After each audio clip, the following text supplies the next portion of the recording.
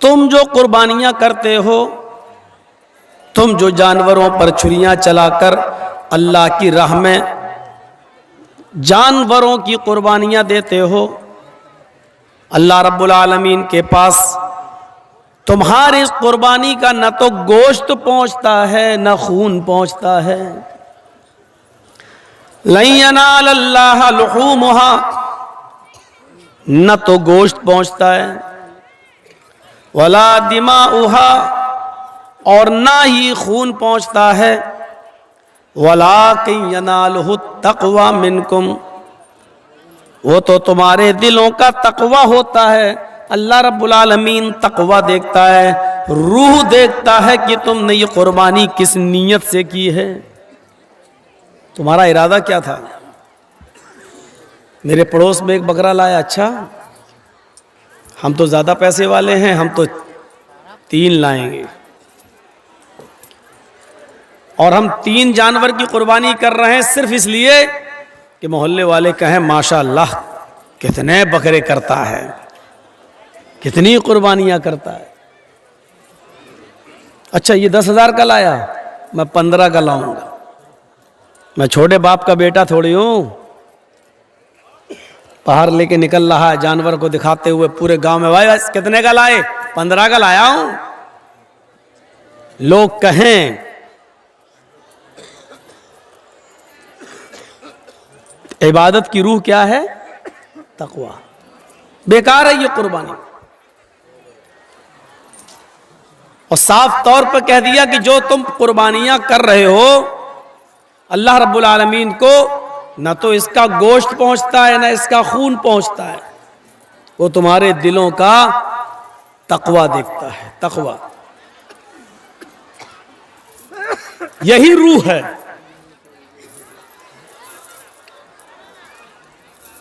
रमजान के रोजे फर्ज किए गए, उसका भी मकसद क्या बताया गया, लअल्लकुम तत्तकून, या अय्युहल्लज़ीना आमनू कुतिबा अलैकुमुस्सियामु कमा कुतिबा अलल्लज़ीना मिन क़ब्लिकुम लअल्लकुम तत्तकून। ऐ ईमानो वालो, तुम्हारे ऊपर रमजान के रोजे फर्ज कर दिए गए जैसा कि तुमसे पहले के लोगों पर फर्ज किए गए थे। क्या अल्लाह ताला भूखा प्यासा रखना चाहता है? नहीं। क्या 1 महीने तुम्हें भूखा और प्यासा रखकर वो पूरे साल का गल्ला और अनाज का स्टोर कर लेता है? नहीं।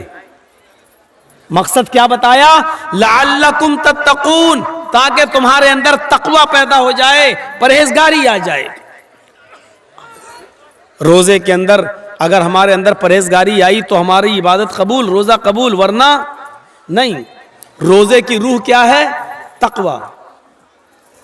अगर हमारे रोजे के अंदर तकवा है तो रोजा कबूल है, और अगर तकवा नहीं है तो कम मिन साइमिन लैसा लहू मिन सियामिही इल्ला जू, कितने ही रोजेदार ऐसे हैं जो समझते हैं हम रोजे से हैं लेकिन सिवाय भूखा मरने के उनको कुछ नहीं मिलता। वह कम मिन क़ाइमिन लैसा लहू मिन क़ियामिही इल्ला सहर, और कितने तहज्जुद गुजार और रातों को जागने वाले, शबे कद्र और शब बेदारियां करने वाले और पूरी पूरी रात इबादतों में गुजारने वाले, वो समझते हैं कि अल्लाह के यहाँ मुझे इसका सवाब मिलेगा, हालांकि आंखें फोड़ने के अलावा उनको कुछ नहीं मिलता।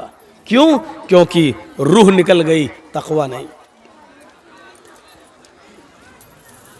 बुखारी शरीफ के अंदर वो एक वाकया है और बड़ा मशहूर वाकया है। क़यामत के दिन एक ऐसे आदमी को लाया जाएगा जिसकी गर्दन जंग में, जिहाद में कट गई होगी, वो कत्ल कर दिया गया होगा। मैदान महशर में उसको लाया जाएगा। अल्लाह ताला पूछेगा, मैंने तुझे जिंदगी दी थी, बता बंदे तूने मेरी जिंदगी को क्या किया, मेरी दी हुई जिंदगी का क्या किया। मुस्कुराकर कहेगा, अल्लाह तू ये सवाल मुझसे कर रहा है, हालांकि तू सब कुछ जानता है। तूने हमें जिंदगी दी, मैंने अपने बीवी बच्चों को छोड़ा, मैंने घर मकान को छोड़ा, मैंने बिल्डिंगों को छोड़ा, मैंने जमीनों जायदाद छोड़ी, मैं तेरी राह में निकला, मैंने जंग की और कई काफिरों की गर्दनों को मैंने उड़ाया, और लास्ट में मैं भी मारा गया। आय अल्लाह तेरी राह में मैं कत्ल कर दिया गया, तेरी राह में मैंने अपनी जान का नजराना पेश कर दिया, फिर भी तू पूछ रहा है कि मेरी दी हुई जिंदगी का तूने क्या किया। इधर अल्लाह भी जवाब देगा, कज़ब्ता, ओ मेरे बंदे तू झूठ बोल रहा है। वो कहेगा अल्लाह क्या ये सच नहीं है कि मैं अपने बीवी बच्चों को छोड़कर मैदान जंग में निकला? अल्लाह कहेगा सच है। क्या ये सच नहीं है मैंने जमीन और जायदाद छोड़ी, घरों मकान छोड़ा, बिल्डिंगें छोड़ी? अल्लाह कहेगा ये भी सच है। वो कहेगा अय अल्लाह क्या ये सच नहीं है कि मैं तेरी राह में मैदान जंग में लड़ा? क्या मैं काफिरों के अंदर नहीं घुसा? अल्लाह कहेगा ये भी सच है। वो कहेगा अल्लाह क्या मैंने काफिरों की गर्दनें नहीं उड़ाई? अल्लाह कहेगा उड़ाई है, ये भी सच है। आय अल्लाह क्या फिर एक काफिर की तलवार मेरी गर्दन पर नहीं चली? क्या मैं मारा नहीं गया? अल्लाह कहेगा ये भी सच है। एक काफिर के हाथों तू भी मारा गया। तो आय अल्लाह फिर मैं झूठ कहां बोल रहा हूं? अल्लाह कहेगा ये सब सच है, लेकिन ये झूठ है कि तू मेरी राह में लड़ा, तू मेरी राह में मारा गया, ये झूठ है। बल्कि तू तो मैदान जंग में तलवार चला रहा था, मैदान जंग में तलवार चला रहा था। इस इबादत में, जिहाद जो इबादत है, इस इबादत में तू शरीक था, लेकिन इबादत की रूह तेरे अंदर से निकल गई थी। तू अल्लाह की कलमे को बुलंद करने के लिए, अल्लाह की रजामंदी के लिए, इलाए कलिमतुल्लाह के लिए तू जंग नहीं लड़ रहा था, बल्कि तू जंग इसलिए लड़ रहा था युकातिलु शुजातन, तू तुकातिलु शुजातन, तू इसलिए जंग लड़ रहा था ताकि तुझे लोग बहुत बड़ा बहादुर कहें, बहुत बड़ा तलवार चलाने वाला एक्सपर्ट कहे, तुझे वीर कहा जाए, बहादुर कहा जाए। तू तो शोहरत चाहता था, रिया नमूद थी तेरे अंदर, तू तो दिखावे के लिए लड़ रहा था। तेरे अंदर ये नीयत थी, ये ख्वाहिश थी कि लोग मुझे बहुत बड़ा बहादुर कहें। तो दुनिया में जो चाहता था तुझे मिल गया। फरिश्तों उठाओ और फेंक दो इसको जहन्नम के अंदर, डाल दिया जाएगा जहन्नम में। बीवी बच्चे छोड़े, जमीन जायदाद छोड़ी, घर मकान छोड़ा, प्रॉपर्टी छोड़ी, कारोबार छोड़ा, मैदान जंग में भी गया, लड़ा भी, काफिरों को मारा भी और मारा भी गया, सब कुछ किया, लेकिन इतनी सी बात इसके दिल में आ गई थी कि लोग मुझे बहुत बड़ा बहादुर कहें। इबादत की रूह मर गई, इबादत की रूह मर गई। इतना काम करने के बाद इतनी सी नियत अपने अंदर पैदा कर ली, पूरा का पूरा जिहाद खत्म हो गया, इबादत की रूह निकल गई और मरी हुई इबादत की अल्लाह को परवाह नहीं। उठाओ और डाल दो जहन्नम के अंदर।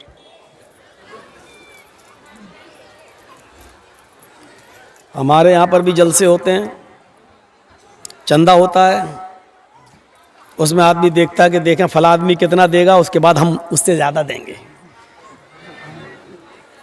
और जहां ये चीज पैदा हो गई, आपका 1000 रुपया भी जाएगा और सवाब भी नहीं मिलेगा। और मौलाना साहब का तो काम ही उकसाना, जोश दिलाना, वो तो दिलाएंगे। 100 रुपए आपने दिए, अल्लाह ताला इनको जन्नत दे, कि औलाद को तंदुरुस्ती अता फरमाए, रिस्क में बरकत दे। 200 रुपए दिया, रिस्क में बरकत दे। और जैसी बड़ा नोट आया 2000 का, नारे तकबीर, अल्लाहु अकबर, और उसको इतनी लंबी चौड़ी दुआ, लगता है 100 रुपए वाले का कोई कमाल ही खत्म हो गया, अब 2000 वाले ही के लिए जन्नत है। अब सामने वाला बैठ के देख रहा है कि 2000 वाले की बड़ी लंबी दुआ दी जा रही है, तो हम 5000 दे, हो सकता है कि हमें और ज्यादा दुआ मिले। यहां की दुआ पर एतबार मत करिए, आप अपनी नीयत के एतबार से दीजिए, आप अपनी नीयत के एतबार से दीजिए, यकीनन अल्लाह ताला आपको सवाब देगा। बुखारी शरीफ के अंदर एक बड़ा दिलचस्प वाकया आया है, जरा उसको सुनिएगा। देखिए, पढ़ा था बंदे ने, नबी से सुना था उसने कि जब सदका और खैरात करो तो दाहिने हाथ से दो और बाएं हाथ को भी उसकी खबर नहीं होनी चाहिए। तो उसने अपने सदके के और खैरात के माल के 3 हिस्से किए, 3 पार्ट्स में डिवाइड कर दिया, 3 हिस्से। उसने सोचा कि एक हिस्सा हम अल्लाह की राह में देंगे। बुखारी शरीफ की हदीस के अंदर ये वाक़या है, किसी लैला मजनू वाली किताब की नहीं दास्तान सुना रहा हूं आपको, और किसी कठमुल्ला की लिखी हुई किताब की नहीं बता रहा हूं। बुखारी शरीफ के अंदर ये वाक़या मनकूल है, सुनिए। उसने सोचा कि दिन में अगर हम अल्लाह की राह में किसी को देंगे तो किसी न किसी को पता चल जाएगा, तो ऐसा करें हम रात के तारीकी में और रात के अंधेरे में निकलेंगे और जरूरतमंद को तलाश करेंगे, और किसी जरूरतमंद को, मैं तो समझा हमको डांट रहा है।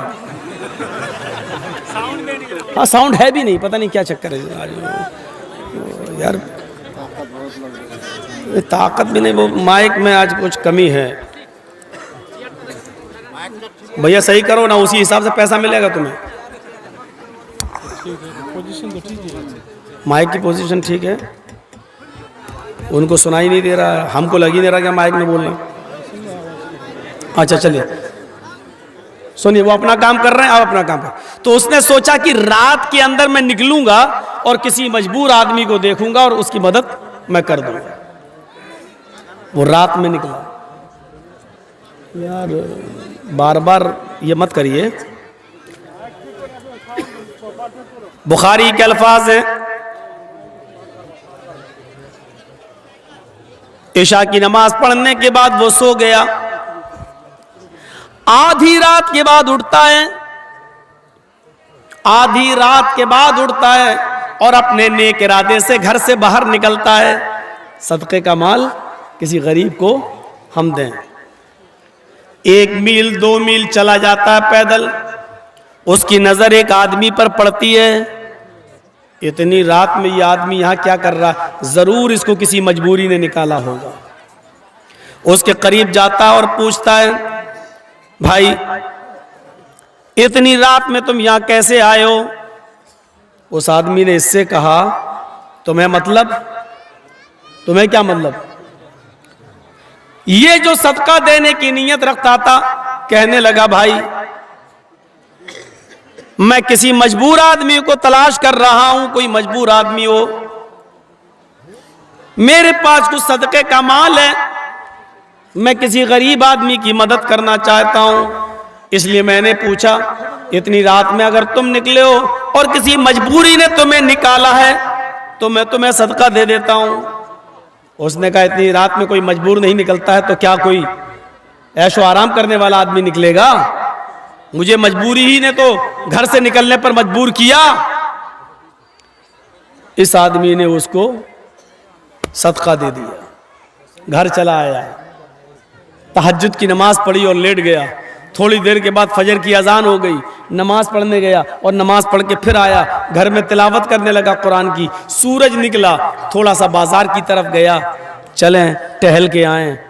जब बाजार की तरफ गया तो क्या देखता है, कुछ लोगों का एक मजमा लगा हुआ है और वहां बैठकर कुछ गुफ्तगू हो रही है। यह आदमी भी उस मजमे में गया और वहां जाकर बैठ गया। बातें होते होते अचानक चर्चा होने लगा उसी मजमे के अंदर। देखो अल्लाह का एक बंदा, देखो अल्लाह का एक बंदा कल बेचारा अपना सदके का माल लेकर निकला। मजमे में चर्चा हो रहा है, अल्लाह का एक बंदा कल अपने सदके का कुछ माल लेके निकला, वो किसी गरीब और मजबूर की मदद करना चाहता था, लेकिन धोखा खा गया और बजाय इसके कि वो किसी गरीब को सदके का माल देता, उसने एक अमीर और मालदार को सदका दे दिया। जिसको दिया वो तो बहुत बड़ा अमीर आदमी है। अभी आदमी कैसे कह दे कि अरे वो तो मैं ही था, कहने लगा है। घर आया और आकर अपने दोनों हाथ उठाकर कहता है, इलाहल आलमीन, मेरी नीयत अमीर को सदका देने की नहीं थी। तकवे की रूह देखिए, इबादत की रूह देखिए। सदका और खैरात करना इबादत, और उसकी रूह क्या थी? मैं किसी गरीब की मदद करूं और इस तरह दूं कि दाहिने हाथ से दूं और बाएं को खबर नहीं, यानी किसी को पता नहीं चलना चाहिए। ये उसकी रूह थी। नियत क्या थी? गरीब की मदद करूं। लेकिन हुआ क्या? धोखा खा गया, नहीं समझ पाया और किसको दे दिया? अमीर को। आय अल्लाह, अमीर को सदका देने का हुक्म ना तूने दिया ना तेरे नबी ने। ये गलती मुझसे हो गई कि मैंने अमीर को दिया, लेकिन ये गलती जानबूझकर नहीं हुई। आय अल्लाह, मुझे माफ कर देना। आय अल्लाह, मेरी नियत अमीर को सदका देने की नहीं थी। ठीक है, जो हुआ सो हुआ। मेरे पास अभी 2 हिस्से माल और है, आज मैं 1 हिस्सा और निकालूंगा, लेकिन अल्लाह तू मेरी मदद करना। आज की रात मैं जिसको दूं वो कोई गरीब आदमी हो, कोई जरूरतमंद इंसान हो। ईशा की नमाज पढ़ के सो जाता है, आधी रात में उठता है, फिर निकलता है, 1-2 मील दूर चला जाता है। आज भी इसको एक आदमी नजर आया, चेहरा छिपाए हुए था। ये आदमी उसके करीब जाता है, कहता भाई तुम कौन हो? उसने अपना चेहरा नहीं दिखाया। कहता क्या मतलब? मैं कोई भी हूं, मजबूरी है मेरी, मैं रात में निकला हूं, तुम यहां क्या कर रहे हो? कहा मेरी भी मजबूरी है, मैं रात की तारीकी में, रात के अंधेरे में किसी गरीब इंसान को ढूंढ रहा हूं, किसी मजबूर को ढूंढ रहा हूं। वो कहता मुझसे ज्यादा मजबूर कौन होगा? मेरे बच्चे भूखे सो रहे हैं, मेरी बीवी भूखी है, मैं मजबूरी में निकला हूं और कोई जरूरी है कि मैं अपनी मजबूरी का, मैं अपने बच्चों का और अपनी बीवी का बुरा हाल मैं तुम्हें रो रो कर बयान करूं? इस आदमी ने कहा नहीं नहीं, मुझे तुम्हारे हालात को जानने का शौक भी नहीं है। अगर तुम मजबूर हो और तुमने कह दिया मैं मजबूर हूं, मेरे लिए इतना ही काफी है। ये सदके का माल लीजिए, ये मेरे तरफ से है, ये आप ले जाइए। आप गरीब और मजबूर इंसान है, मुझे तो किसी गरीब ही को देना था। उसने उसको दे दिया और चला आया।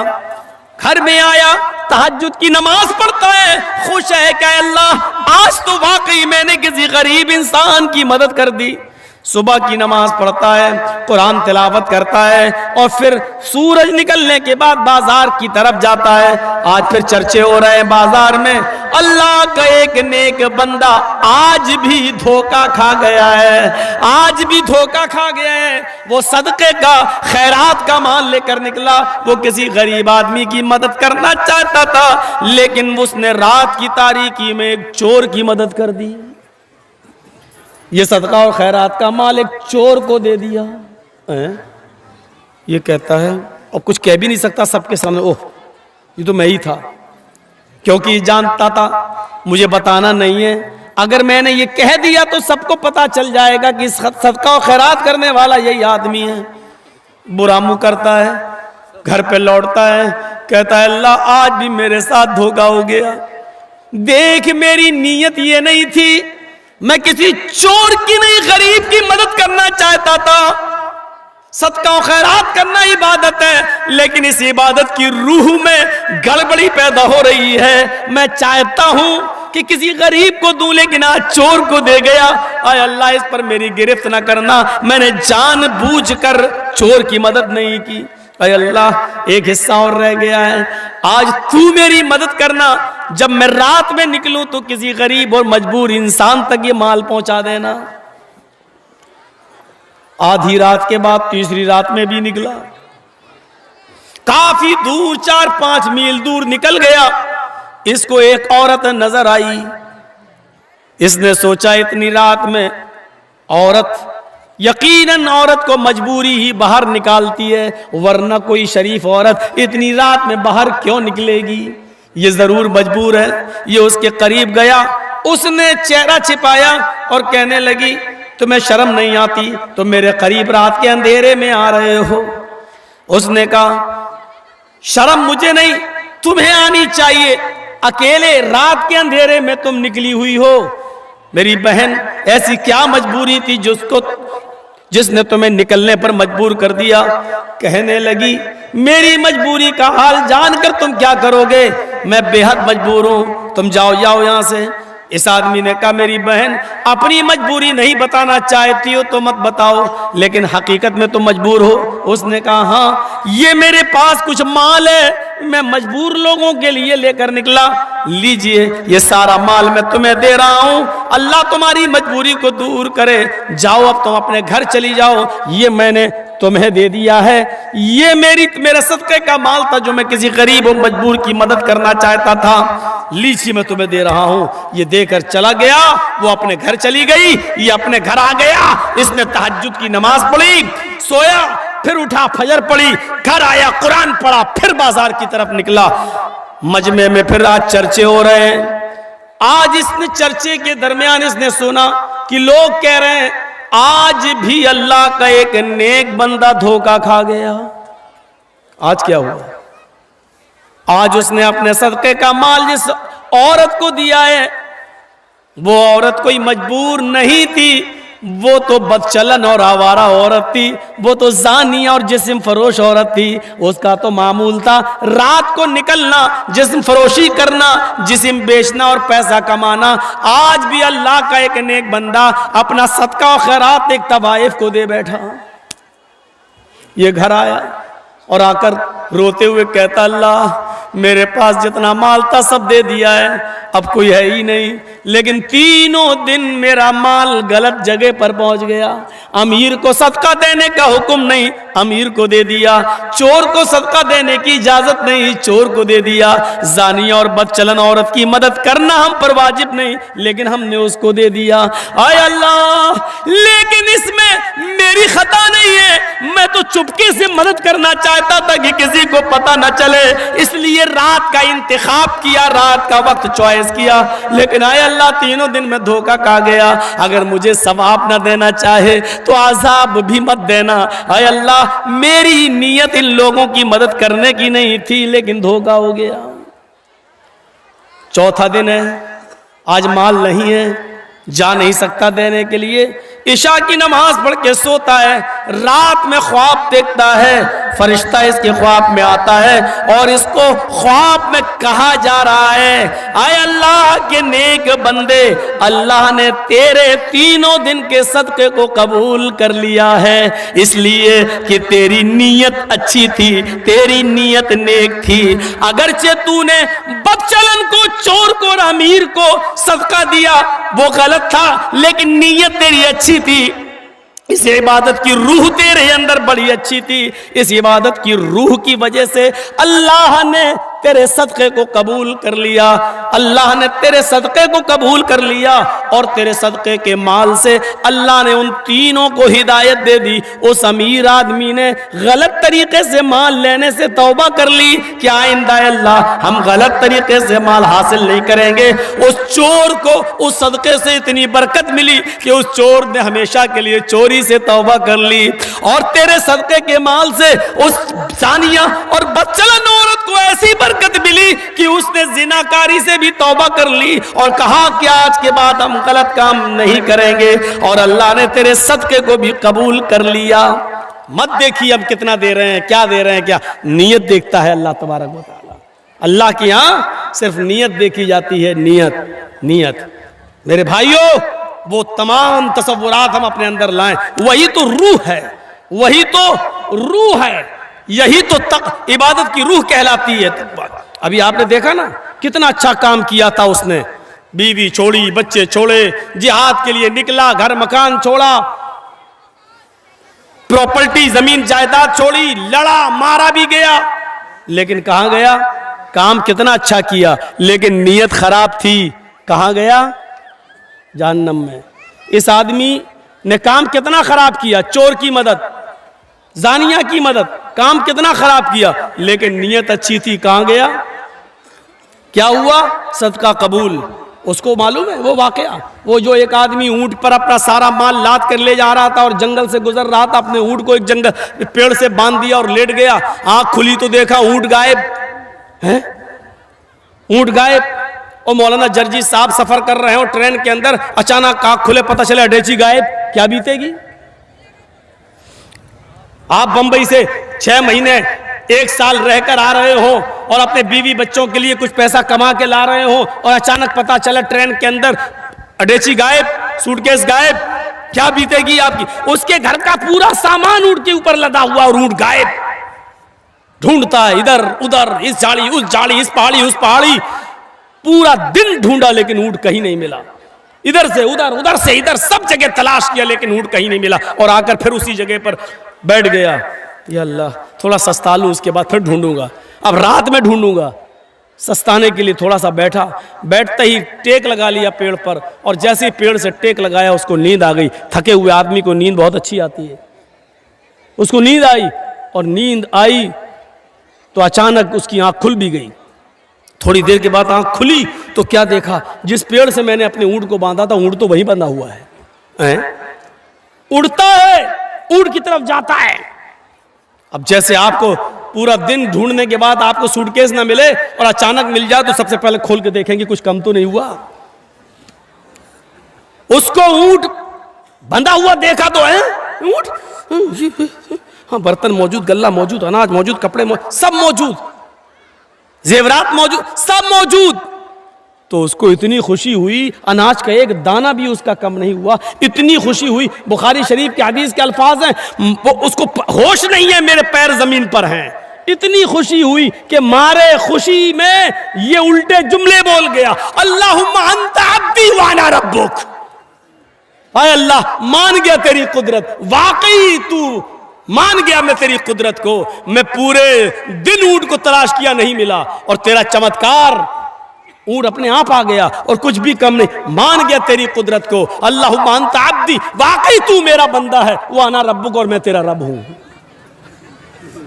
उल्टा बोल गया। बोलना क्या चाहिए था, वाकई मैं तेरा बंदा और तू मेरा रब। लेकिन क्या कह गया, वाकई मान गया तुझे, अल्लाहुम्मा अंता अब्दी व अना रब्बुक, वाकई तू मेरा बंदा है, मैं तेरा रब। अल्लाह के नबी फरमाते हैं, हाफिज अहमद इब्न हजर अल अस्कलानी ने लिखा कि ये सुनकर फतहुल बारी में अल्लाह के नबी सल्लल्लाहु अलैहि वसल्लम ने जब ये वाक़या बयान किया तो सहाबा कराम हंस दिए। अल्लाह के नबी ने फरमाया, जैसे तुम हंस रहे हो उसी तरीके से जब उसकी ज़बान से ये जुमला निकला तो उसका ये जुमला सुनकर अल्लाह भी हंस दिया, अल्लाह भी मुस्कुरा दिया कि देखो मेरे बंदे को कितनी खुशी हो रही है। और खुशी में उसको ये भी नहीं पता कि वो क्या कह रहा है, मुस्कुरा रहा है। जबकि जुमले कितने बुरे थे, इनके बुरेपन पर आप अंदाज़ा नहीं लगा सकते, इतने ख़तरनाक जुमले थे। इतने ख़तरनाक जुमले फ़िरौन ने भी नहीं बोले थे। फ़िरौन लोगों से कहता था, अना रब्बुकुमुल आला, अपना रब कहो हमें, मैं तुम सब का रब हूँ। क्या कहता था फ़िरौन, मैं तुम सब का रब हूँ। लेकिन फ़िरौन ने अपनी पूरी ज़िंदगी में कभी अल्लाह से नहीं कहा कि मैं तेरा भी रब हूँ। फ़िरौन अपने आप को लोगों से कहलवाता था कि मैं तुम्हारा रब हूं, मुझे रब कहो, लेकिन अल्लाह से ये नहीं कहता था तू मेरा बंदा, मैं तेरा भी रब हूं। फ़िरौन ने कभी अल्लाह से नहीं कहा कि मैं तेरा भी रब हूं। और इसने तो, फ़िरौन ने कभी नहीं कहा तू मेरा बंदा है, और इसने तो अल्लाह ही को अपना बंदा कह दिया और अपने आप को अल्लाह का रब कह दिया। तो जुमले फ़िरौन से ज़्यादा ख़तरनाक हुए कि नहीं हुए? लेकिन फ़िरौन ने ये जुमले जब बोले तुम्हारा रब हूं, तो अल्लाह ने फ़िरौन की लाश को क़यामत की सुबह तक निशाने इबरत बना दिया। और इसने फ़िरौन से भी ज़्यादा सख्त और ख़राब जुमले बोले तो अल्लाह मुस्कुरा दिया, अल्लाह मुस्कुरा दिया और इसको माफ़ कर दिया। क्यों? फ़िरौन जानबूझकर कहता था मैं तुम्हारा रब हूं, और इसने जानबूझकर नहीं कहा, इसके दिल में ये नीयत नहीं थी। ये नहीं कहना चाहता था कि तू मेरा बंदा और मैं तेरा रब, ये कहना नहीं चाहता था, लेकिन इसके मुंह से तो खुशी में निकल गया। इसको पता ही नहीं कि कह क्या रहा है, तू मेरा बंदा मैं तेरा रब। तो अल्लाह ने इससे कोई मुआखजा नहीं किया, इसको माफ कर दिया।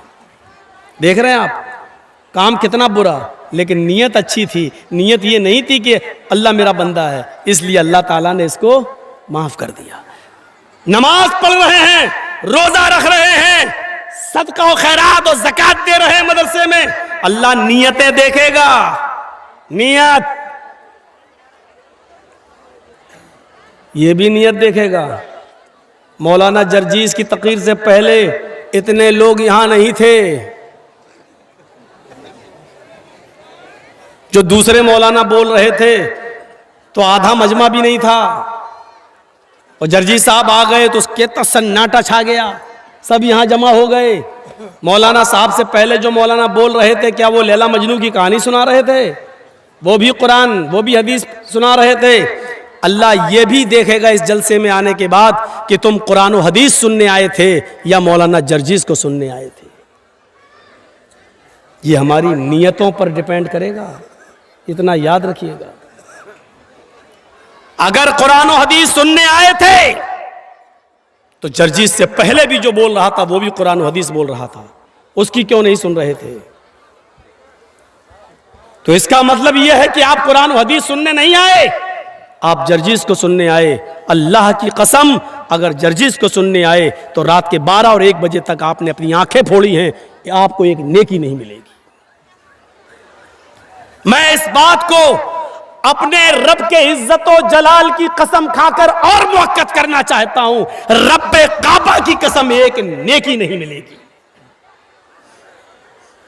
अगर सिर्फ जर्जीस को सुनने आए हो, कुरान और हदीस नहीं, तो एक नेकी नहीं मिलेगी।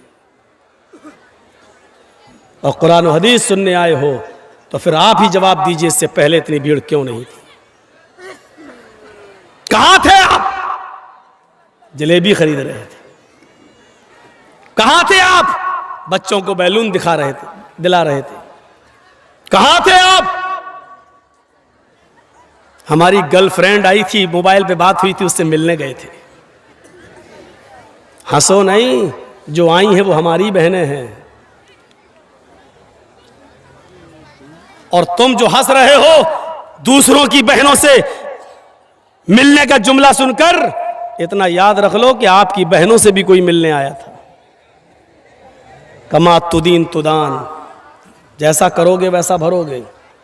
जो दूसरों के माँ बहन बेटियों के बारे में सोचोगे, आपकी भी माँ बहन बेटी के बारे में वैसा सोचा जाएगा।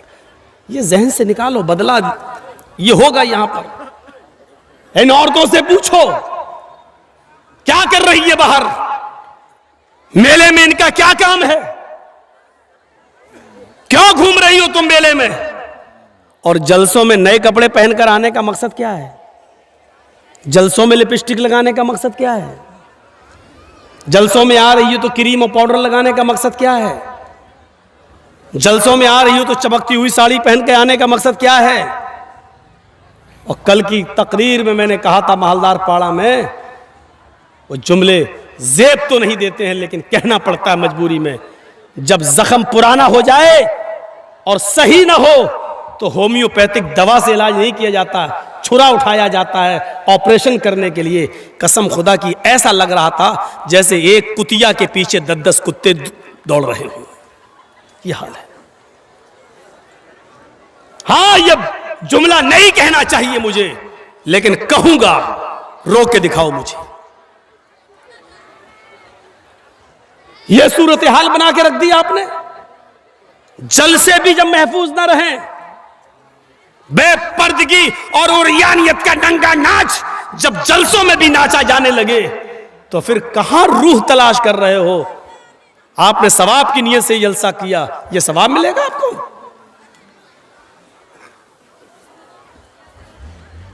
मर्दों से आवाज नहीं आ रही है, देख रहे हैं आप, और औरतों की आवाज अभी भी यहां तक आ रही है। आ रही है ना? आप देख लीजिए। पता नहीं कौन मशवरा देता है इतना करीब इन औरतों को बिठालने का आपको।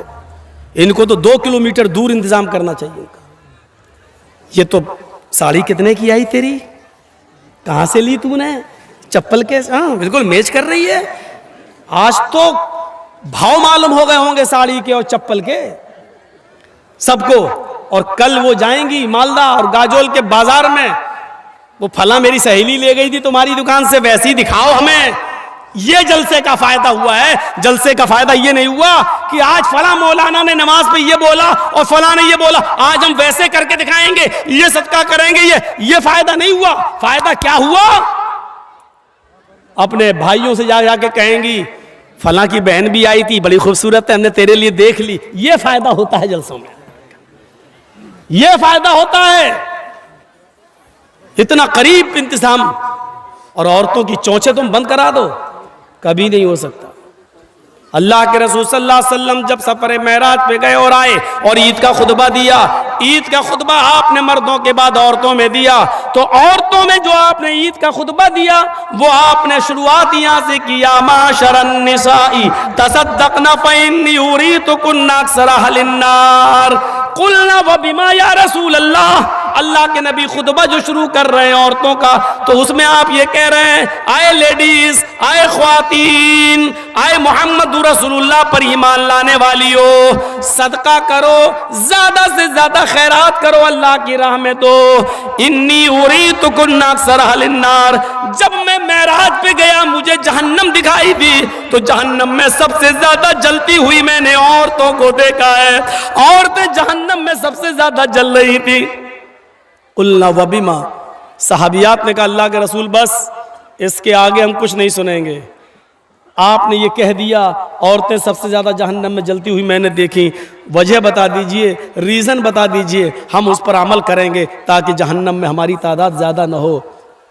अमल के लिए 2 घंटे की तकरीर नहीं हुई थी, 3 घंटे का लेक्चर नहीं होता था अल्लाह के रसूल के ज़माने में।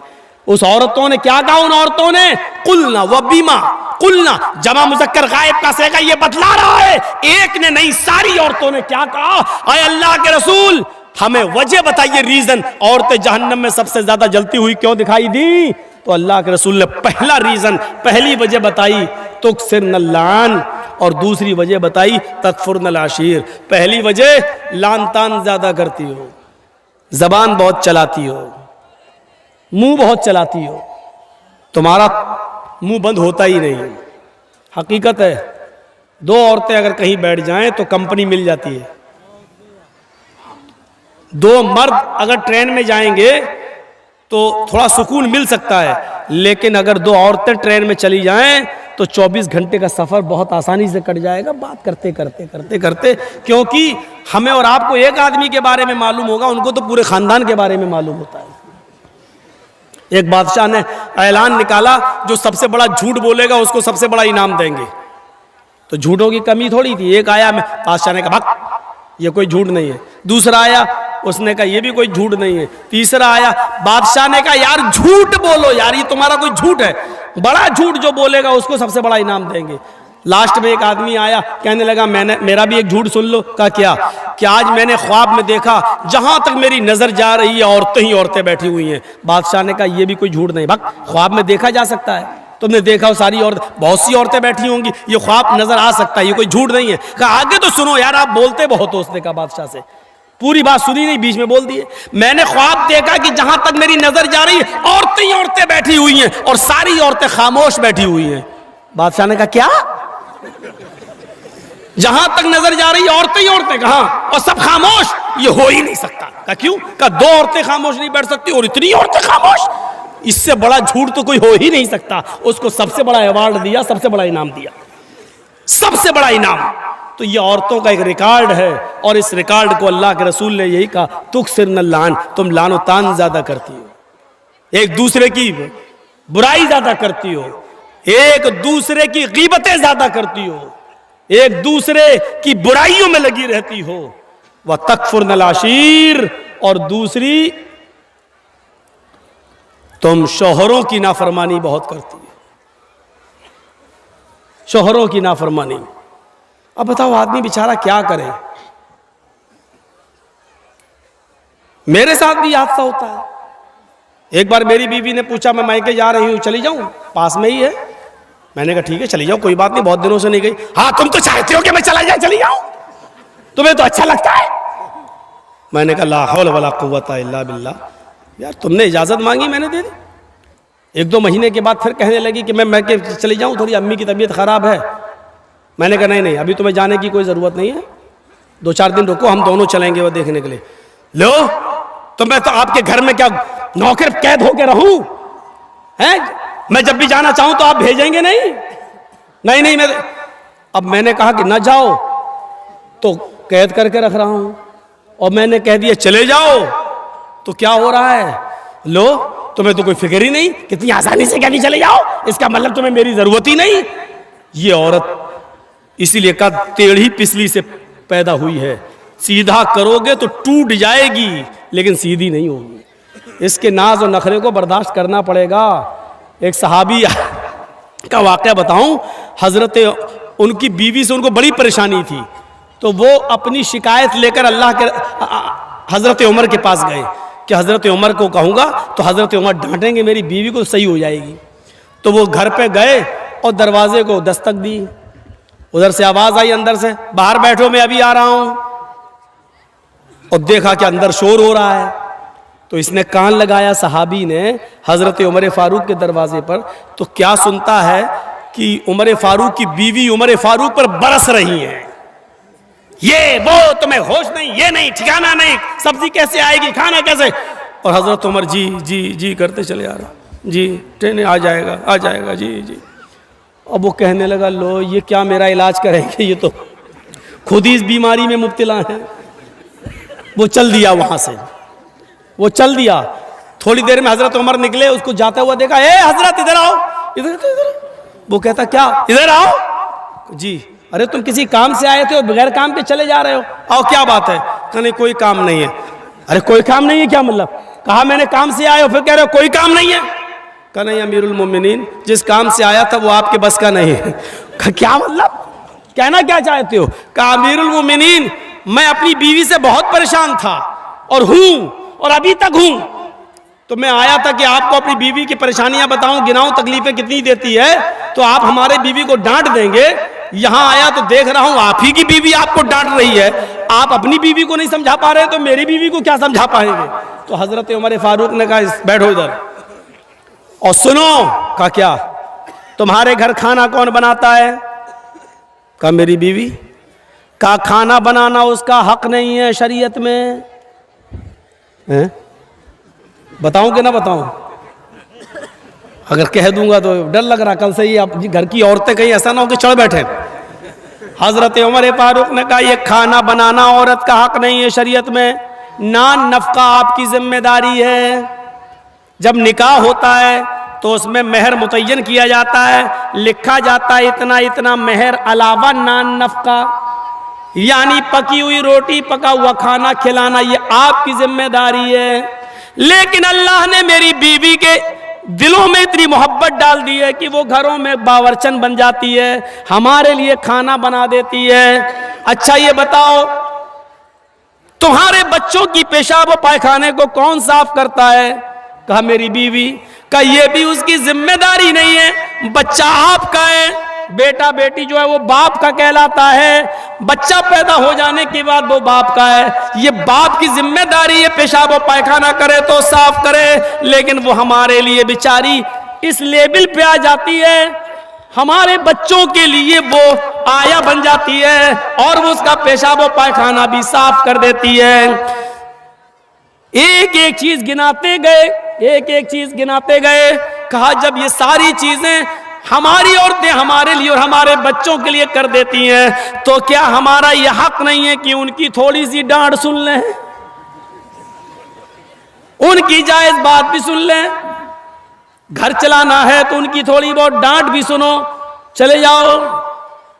और आइंदा ऐसा मत करना। क्या तुमने अल्लाह के रसूल का यह फरमान नहीं सुना कि बीवी औरत जो है वो आदम की पिसली से पैदा हुई है और पिसली टेढ़ी होती है, उसको सीधा करने की कोशिश करोगे तो वो टूट जाएगी लेकिन सीधी नहीं होगी। औरत को सीधा करने की कोशिश करोगे तो तलाक ले लेगी या हो जाएगी, लेकिन वो बिल्कुल सुधरेगी नहीं। इसलिए थोड़ा बहुत उसकी कजी और कभी को तुम्हें बर्दाश्त करना पड़ेगा। जी आप सही कह रहे हैं। बेचारा चला गया। मेरी माँ बहनों हाथ जोड़ के विनती कर रहा हूँ, ऐसा ना हो कि कल तुम ये कहने लगो अब खाना तुम बनाओ, मौलाना साहब ने कह दिया, ये हमारी जिम्मेदारी नहीं है। ऐसा ना हो। बहुत कम जगहों पर हम ये बयान करते ही नहीं है, क्योंकि आजकल औरतें गलत इस्तेमाल भी ले लेती है ना। एक बार मैंने किसी जलसे में कह दिया था कि अगर किसी का शौहर अपनी बीवी को पूरा खर्चा नहीं देता बीवी बच्चों का, तो बीवी अपने शौहर की जेब से या अलमारी में से उतना पैसा ले सकती है, उसको बताए बगैर, जिसको चोरी नहीं कहा जा सकता है, बताए बगैर ले सकती है, जितने में उसका और उसका खर्चा चल जाए। ये जैसे ही मैंने जिस तकरीर में मैंने कहा, दूसरे दिन मेरी जेब से 5,000 रुपये गायब हो गए। उस दिन से बयान करना छोड़ दिया। ये तो नाजायज इस्तेमाल करती है। फिर इतनी इजाजत दे दो 100-200 रुपए की, तो इनका 100-200 रुपए में कुछ होता ही नहीं है, 5000।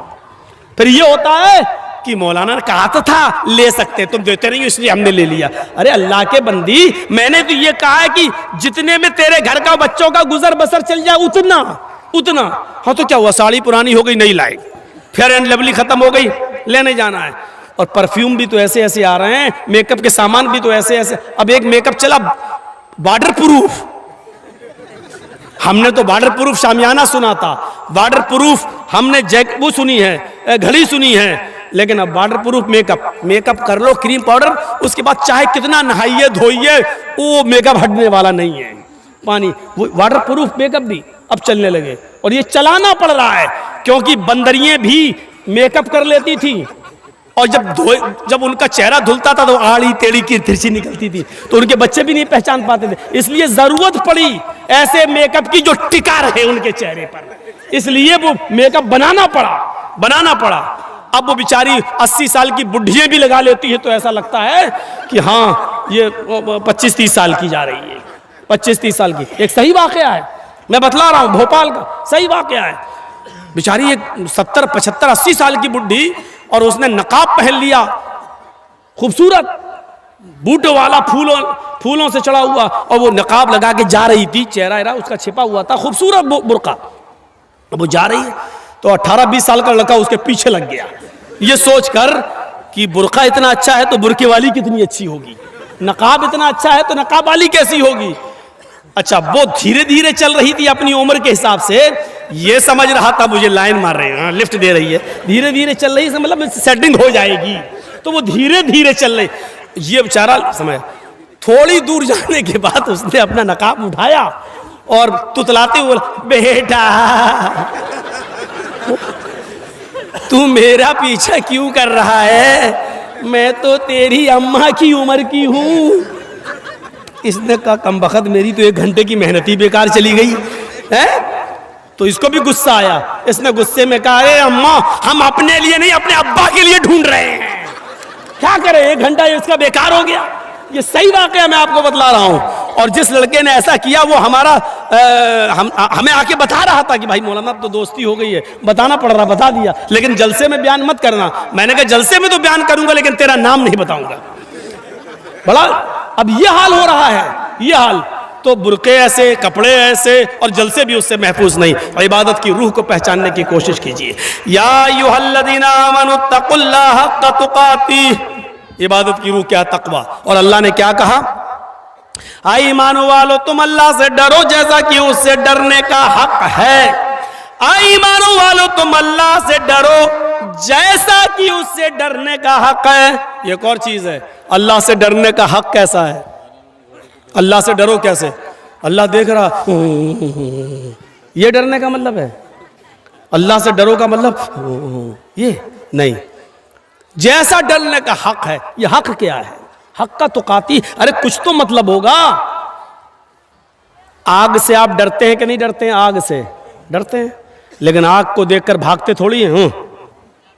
आग से डरने का हक क्या है, उसके अंदर हाथ ना डालो, उसके अंदर जंप ना लगाओ, यही तो डरने का हक है।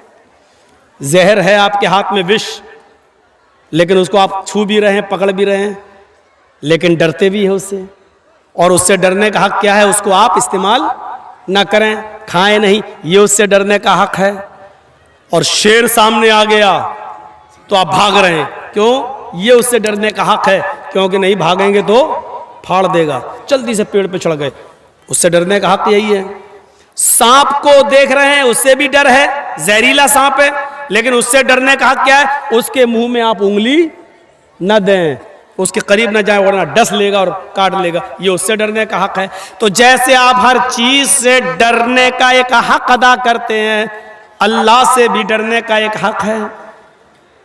और अल्लाह से डरने का मतलब यह है कि अल्लाह ने जिन कामों के करने का हुक्म दिया उन कामों को करा जाए, और जिन कामों के करने पर उसने अज़ाब जहन्नम बताया है, जहन्नम का अज़ाब बताया है, उन कामों से बचा जाए। यह है अल्लाह से डरने का मतलब। मसलन अल्लाह तबारक व तआला ने सूद और ब्याज खाने को हराम करार दिया है तो उससे बचा जाए। अल्लाह के नबी सल्लल्लाहु अलैहि वसल्लम ने फरमाया कि जब मुझे मेराज हुई, सफर मैं गया मेराज पर और मुझे जहन्नम दिखाई दी, तो मैंने खून के, ब्लड के एक तालाब में, एक नदी में मैंने कुछ लोगों को डुबकियां लगाते हुए देखा है। बदबूदार खून पी रहे हैं और उसी में तैर रहे हैं। वो निकलना चाहते हैं, फरिश्ता एक पत्थर मारता, जब वो किनारे पे आते वो फिर बीचों बीच में पहुंच जाते और उसी बदबूदार खून वो पी रहे हैं, खा रहे हैं और उसी में हैं। मैंने पूछा मनहा ओला या जिब्रील, आए जिब्रील ये कौन लोग हैं? अल्लाह के नबी फरमाते हैं, जिब्रील ने बताया कि अल्लाह के नबी ये दुनिया में गरीबों का खून चूसा करते थे, ये दुनिया में मजबूरों का खून चूसा करते थे।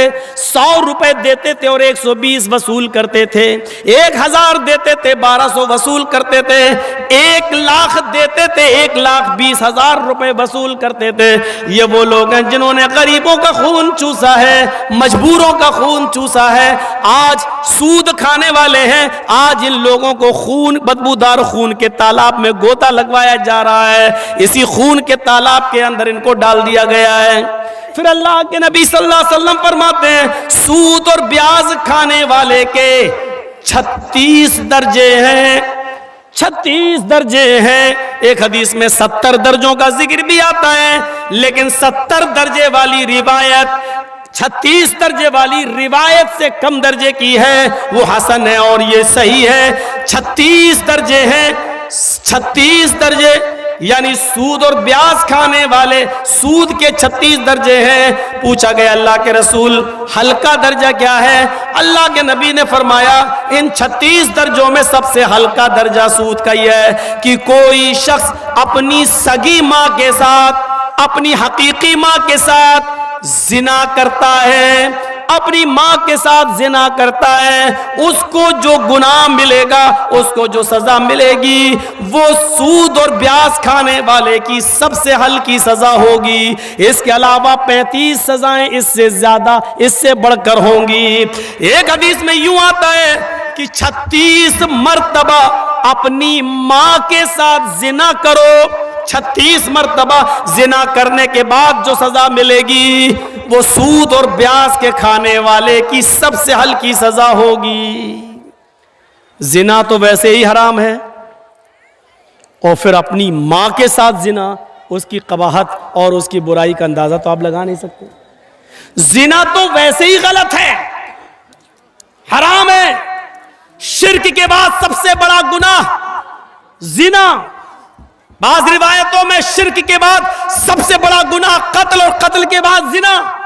जिना तो वैसे ही सबसे बड़े गुनाहों में गुनाह माना जाता है और फिर अपनी मां के साथ जिना, ये और अपने अंदर एक बुराई रखता है। और फिर वो भी एक बार नहीं, 36 मर्तबा अपनी मां के साथ कोई जिना करे, सूद और ब्याज खाने वाले का ये हल्का अजाब होगा। कितने लोगों के बैंक बैलेंस है? सभी के। कितने लोगों की LIC चल रही है? मौलाना पूछो मत।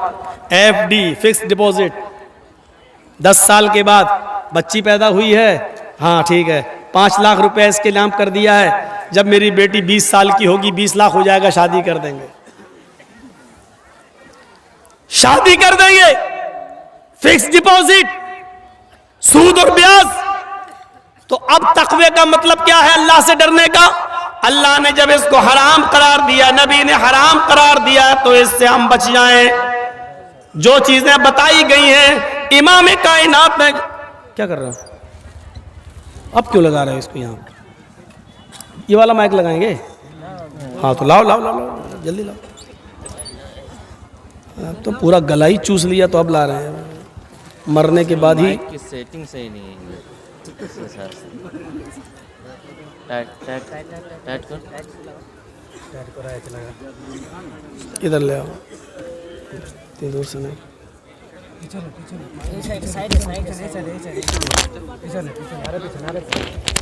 बस ठीक है।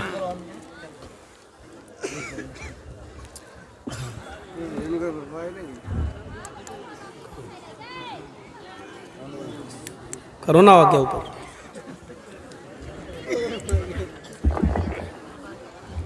ऑन तो था ही इसका मतलब पहले से। ठीक है, ठीक, सही है ना। हाँ, तो मैं अर्ज ये कर रहा था कि जब अल्लाह ताला ने, नबी अकरम ने उसको हराम करार दे दिया तो उससे बचा जाए, यही तक़वे का माना है। एक और चीज़, एक और मिसाल से समझिए।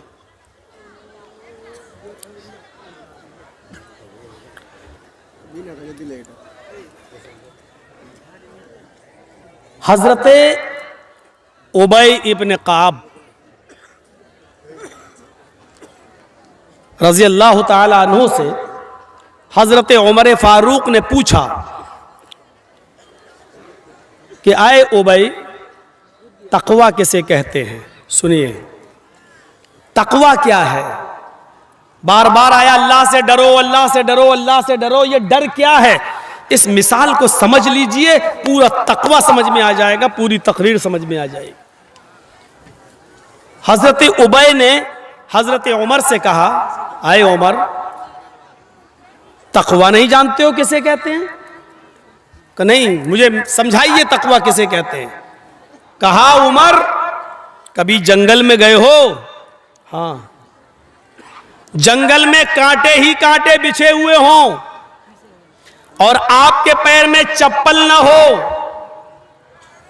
और जाना भी जरूरी हो, गुजरना भी जरूरी हो, तो आप क्या करेंगे? अब जो भी उठेगा मोबाइल वाला, उसका मोबाइल हम छीन के यहां रख देंगे। आप लोग सेट ही नहीं कर पा रहे हैं।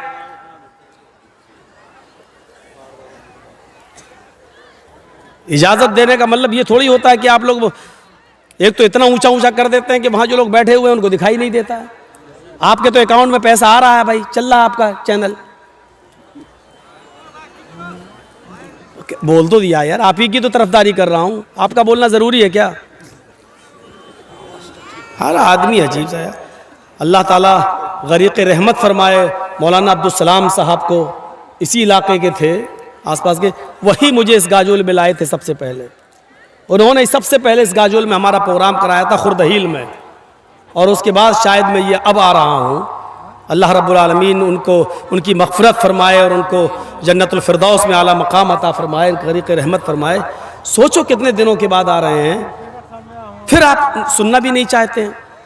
सुनिए, तो मैं अर्ज ये कर रहा था कि तकवा, जंगल में गए हो, कहां कांटे ही कांटे हो, जाना भी जरूरी हो और चप्पल भी ना हो, क्या करोगे?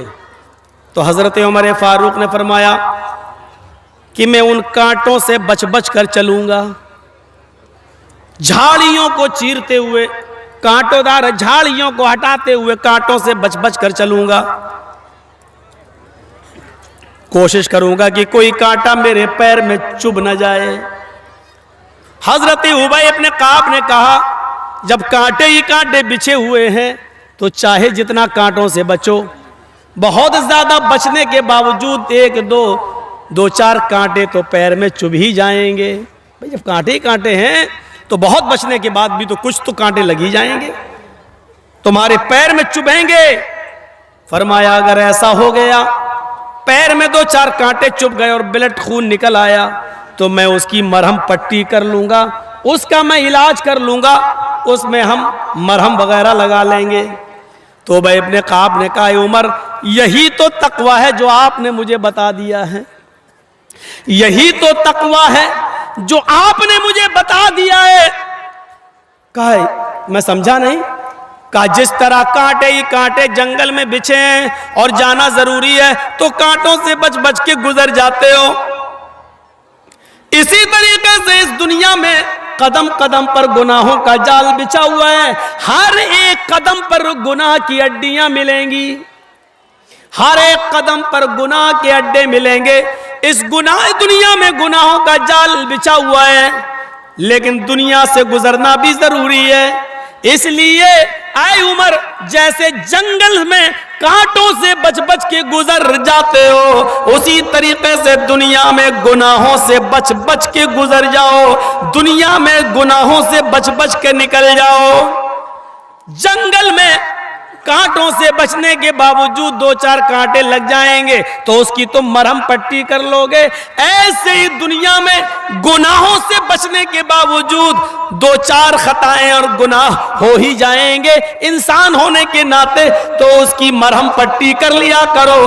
अद्दुआ वल इस्तिगफार, अल्लाह के सामने गिड़गिड़ा लिया करो और मग़फ़िरत की दुआ कर लिया करो। अल्लाह से अपने गुनाहों की तौबा और इस्तिगफार कर लिया करो।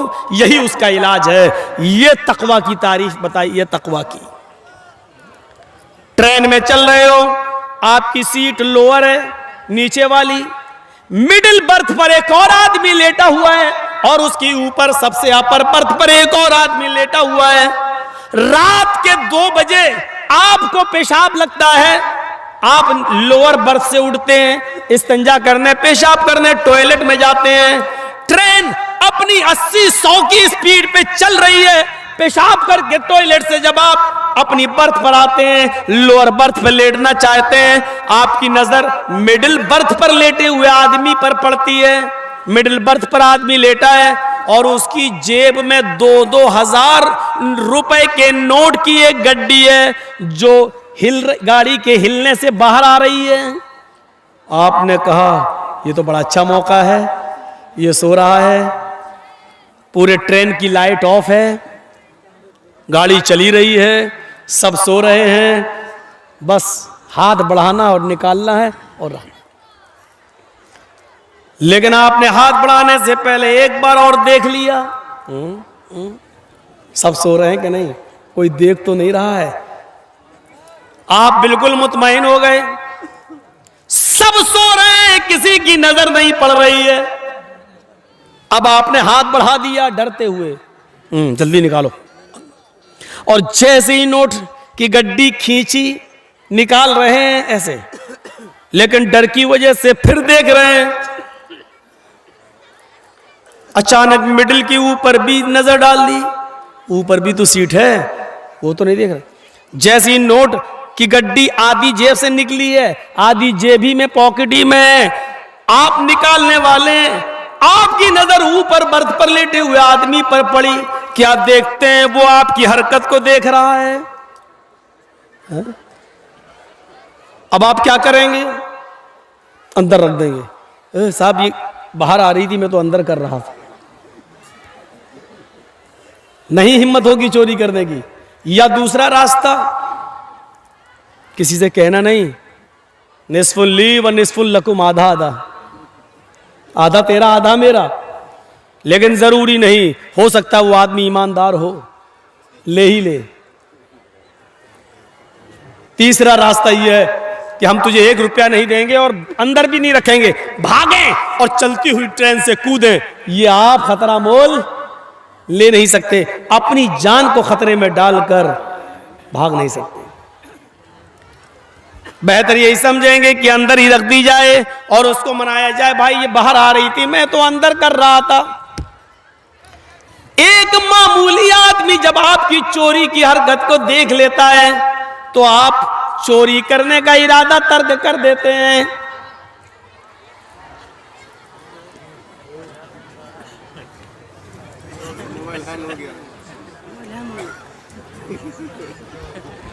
यार अब भाई, अब रजाकार देखें भाई, अब ये हमारे बस से निकल चुका है। अब हम बहुत खतरनाक मिसाल देंगे, हम नहीं चाहते हैं कि ये तकरीर में वो खतरनाक मिसाल रिकॉर्ड हो जाए, लोग फिर मजाक उड़ाते हैं कि मौलाना ऐसा बोले। बहुत गलत बात है ये तो। अभी मैंने मना किया और इसकी हिम्मत देखो, इसका कलेजा देखो यार, अपनी अम्मा के पेट में कैसे टिका होगा ये आदमी।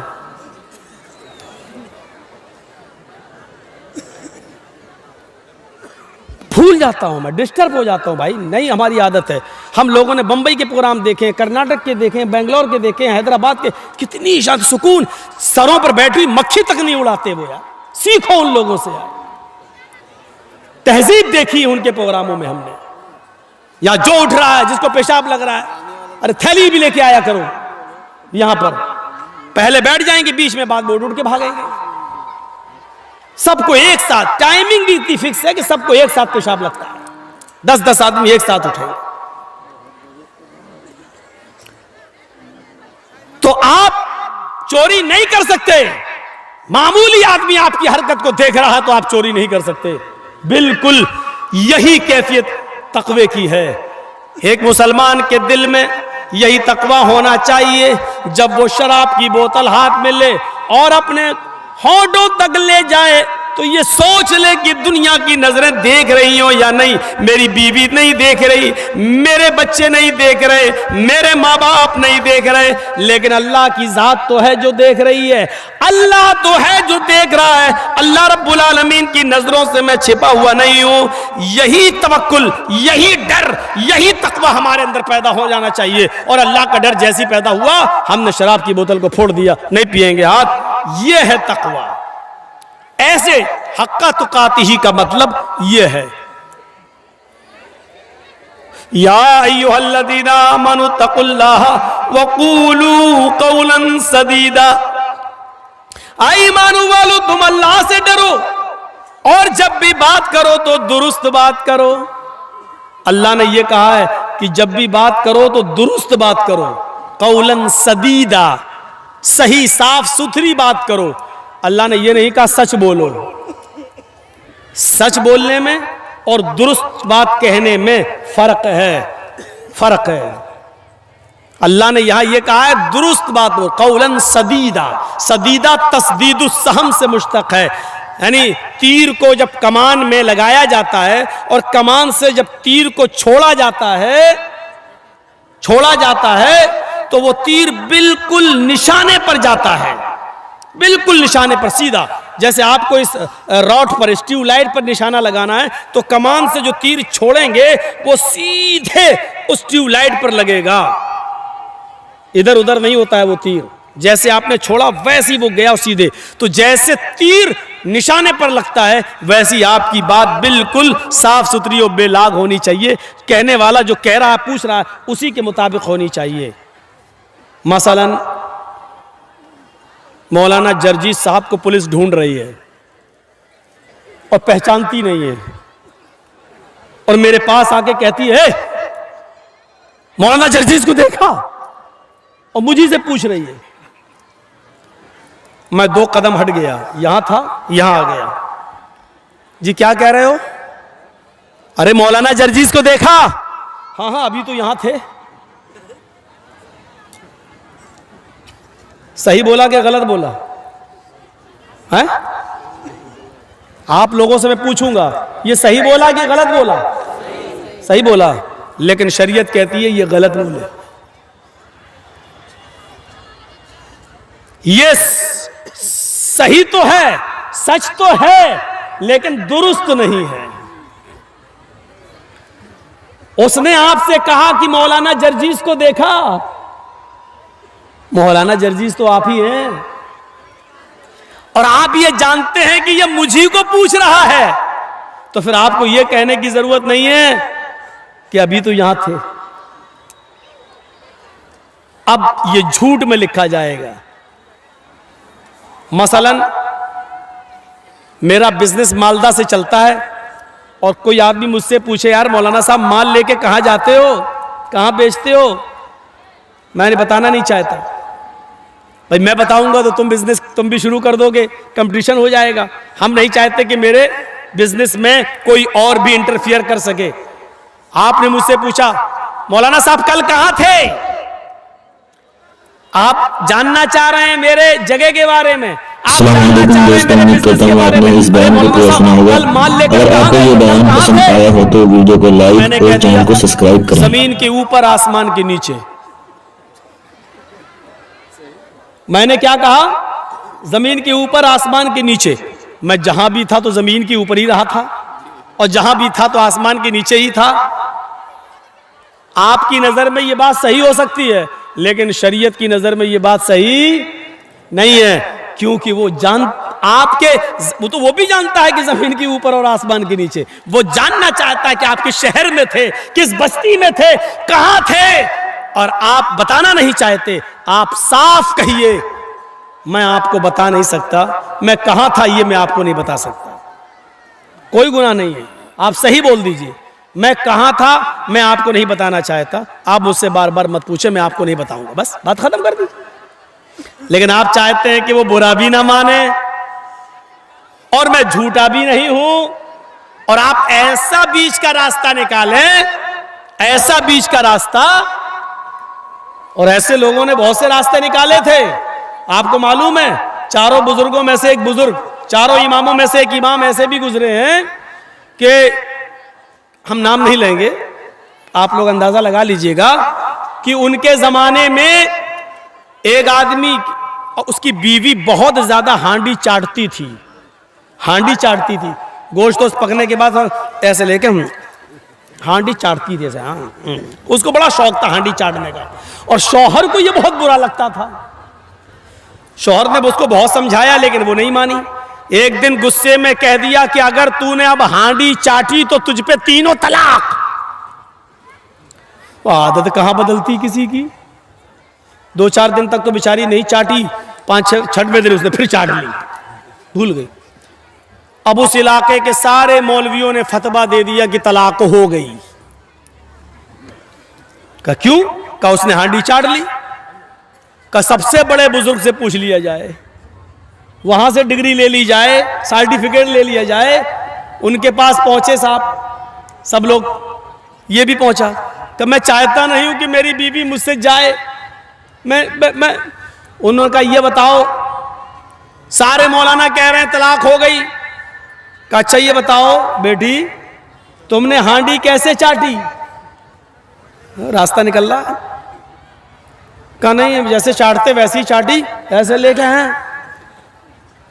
फरमाया कि तलाक हुई नहीं। कहा क्यों? सारे मौलाना चढ़ बैठे, तलाक नहीं हुई। उसने कहा हांडी चाटी तो तुझ पे 3 तलाक। बुजुर्ग मोहतरम कहते हैं उसने हांडी चाटी कहां है, उसने तो उंगली चाटी है। शौहर ने तो ये कहा था कि अगर तूने हांडी चाटी तो तलाक। उसने हांडी ऐसे उठा के चाटी होती तो तलाक होती। उसने हांडी नहीं चाटी, उसने हांडी से शोरबा निकाल के उंगली चाटी है, इसलिए तलाक नहीं हुई। वाह वाह, क्या ही दिमाग है, वाह क्या समझदारी है ये। इसीलिए बुजुर्ग वो ले गया अपनी बीवी को उठा के। तो ये देखिए, जबकि उसके दिल की नीयत यही थी। वो पहले भी ऐसी ही चाटती थी, पहले भी उंगली ही चाटती थी, पहले भी वो हांडी नहीं चाटती थी, और उसको यही चीज बुरी लगती थी। और उसके कहने का मकसद ही ये था, अगर आइंदा तूने ऐसा किया तो तुझ पर 3 तलाक। अस्सलाम वालेकुम दोस्तों, उम्मीद करता हूँ आपने इस बयान को पूरा सुना होगा। अगर आपको ये बयान पसंद आया हो तो वीडियो को लाइक और चैनल को सब्सक्राइब करें।